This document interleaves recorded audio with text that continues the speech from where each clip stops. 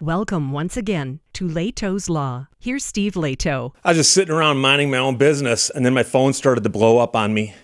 And I got a couple notes from people that said, Steve, Louis Rossman mentioned you. Louis Rossman mentioned you. It's kind of like putting up the bat signal, but it's a mention. And Louis Rossman's a great guy. He's got a great YouTube channel. And he often talks about right to repair, which is something I also strongly believe in. In fact, he and I have gotten together, and I've been on his channel before. His channel's larger than mine. But he was talking about something to do with cars. And in the middle of his rant, and I don't think he'd mind me calling it a rant, he said, I wonder what Steve Lehto would think of this. Well, I'm here to tell you. First of all, what he's talking about is somebody contacted him and said, hey, I bought a brand new car. Brand new car came with Sirius XM radio, Sirius radio. And Sirius radio is like cable radio, but for your car. I mean, you can get it elsewhere, but it often comes in cars so that your car has AM and FM and Bluetooth and Sirius. But Sirius is a pay service, and they often give you a free trial subscription when you get a brand new vehicle that's equipped with a Sirius receiver. And I would know that because I've had a couple cars that have Sirius in them. In fact, I've got Sirius in one of my cars, full disclosure, but I choose to pay for it.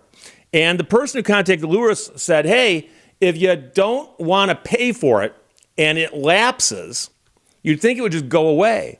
But instead, a screen pops up on your infotainment center saying, hey, we've got a sale going on. Do you want to sign back up again?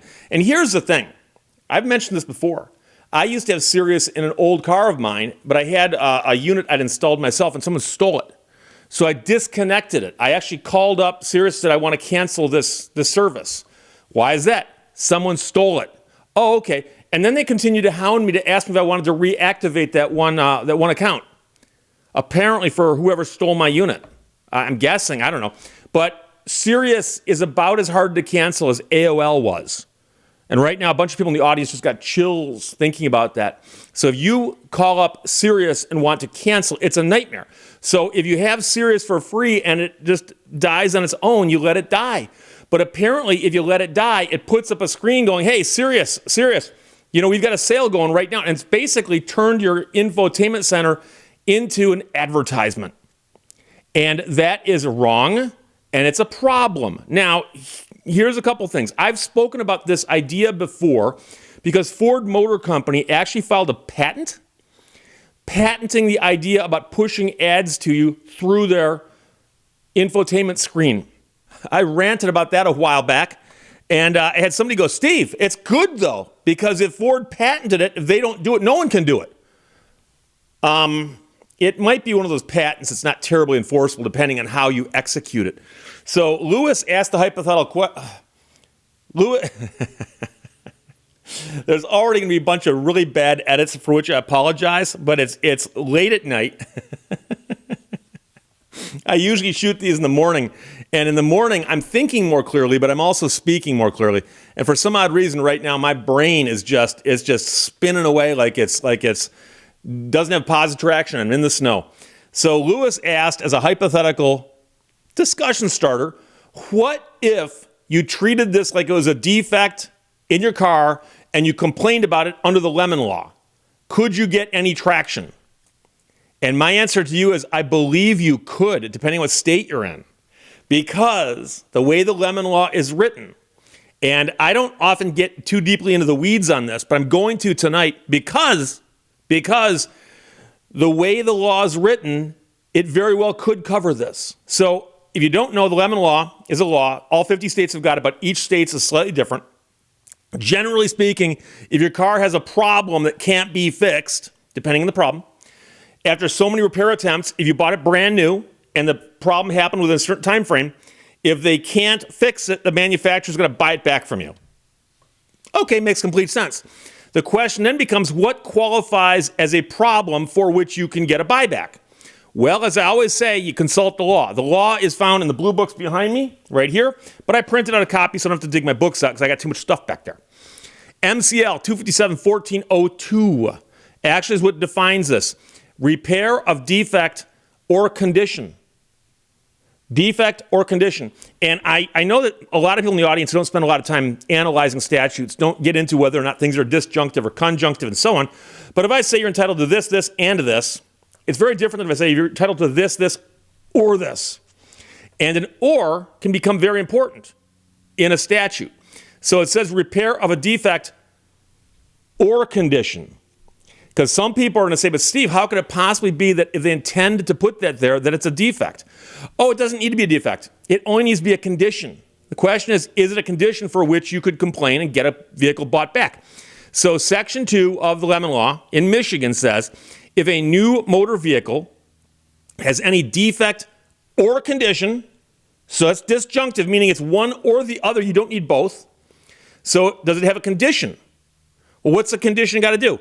It's got to impair the use or value of the new motor vehicle to the consumer, or which prevents the new motor vehicle from conforming to the manufacturer's express warranty. Skip that. Let's stick with a new motor vehicle has a condition that impairs the use or value of the vehicle to the consumer. You get in your car, you turn it on to go someplace, and this ad pops up for Sirius on your infotainment center. Is that a condition? Yes. Does that condition impair your use or the value of the car? And I would argue that if it frustrates you, it impairs your use of the car. I'd also argue and say that if that sign is there, that ad is there, and you can't make it go away, and you go to sell the car, and somebody goes, what's with that stupid Sirius ad? You go, it's stuck there. You either buy Sirius or it's just stuck there. Someone might go, I don't want to buy a car that's got a stupid Sirius ad on it all the time. Now, in all fairness here, the person who wrote to Louis did say that they were told by their dealership or somebody that if they wanted the ad to go away, they could call up Sirius and give Sirius all of their information to set up an account, and then Sirius would then allow them to cancel the account that they had just set up. And the person says, I don't want to be giving Sirius all my personal information. As we know, everything we have is for sale already. Do we actually want to enable these people? So no, I don't want to call them up and give them all my information just so I can cancel something I'm not using anyway. So the car company that did this has made a very, very large mistake by letting Sirius do this. And like I said, I've got Sirius in one of my vehicles. I've got 4 vehicles. I got Sirius in one of them. I listen to it on occasion, especially on long trips. However, I can make the screen go away. And if a screen popped up and was stuck there like a billboard trying to sign me up for Sirius, I'd be ticked off. I would be. And Louis jokingly said, you know something? I'd go make a deal out of this. I would. I'd go back to the dealership. I would too. And I know we don't want to sound petty, okay? But somebody in response to his video said, I don't even like it when they sell me a brand new car and they put a sticker on the back. Oh, I'm way ahead of you. I once brought my car into a dealership for a brake job, and I didn't like the way they treated me. When I went to pick up my car, it had a license plate frame on it that they'd put on there for the dealership. I purposely pulled around the far end of the building, walked back inside, and I found the manager. I said, hey, I got to show you something. Took him all the way out to my car, and I go, where'd that license plate frame come from? And he goes, we put it on there. I said, well, you better take it off. He had to walk all the way back around to get a screwdriver. Come all the way back around and take it off. And I just stood there looking at him. I don't want a license plate frame in my car. Could I have taken it off? Yes. Was I being petty? Yes. Did I have a good reason to be? I believe I did. It's another story for another day. The point simply is this. If you drop 30 grand in a car, or 40 grand in a car, or whatever it might be nowadays, all bets are off, right? And it's going to have an infotainment center, which I already hate to begin with. I kind of liked gauges and stuff, and this stuff changes. And so, like, I've got to get the mapping software in my car to work, I've got to hook my phone into it. Once I do that, it disables a bunch of things. It re-enables a bunch of other things. And it's stupid. I've also got that auto stop start thing, which I can shut off. But I have to shut it off every single time I use my vehicle. And on the rare occasions I don't remember to shut it off, I'm at a light, my car dies. My car died. I press the button. And it's stupid. And everybody hates it. And I don't care what anybody says. It's not worth it. And it's just one of the many things that's been added to vehicles to jack up the prices. So here, they're installing the satellite receiver in your vehicle. It's built into the price. But the service is a monthly subscription once you get out of your free period there. But the point is that you should be allowed to shut that off and shut it up. And so I'm here to tell you that if you were in Michigan and you had this vehicle and you bought it brand new and you said, I can't get this thing to shut off, I'd say take it to the dealership and make sure they write it up. Customer complained, can't get serious thing off of Infotainment Center. And then when they call you up and they say, there's nothing we can do about it, you say, really? Okay. Then take it to another dealership. And you only got to do that 3 times. And you send a last chance letter. And you say, I want the vehicle bought back because it's got that stupid thing on the screen. And when they laugh at you and say, we're not going to do that, you go, oh, no, wait a second. Wait a second. MCL 227-1402, repair of defect or condition. A new motor vehicle has any defect or condition that impairs the use or value, and by the way, it says, of the new motor vehicle to the consumer. And that also has been interpreted by the courts to mean that it's in the eyes of the consumer, not in the eyes of Joe Public, not in the eyes of an automotive executive, not in the eyes of the reasonable person standard.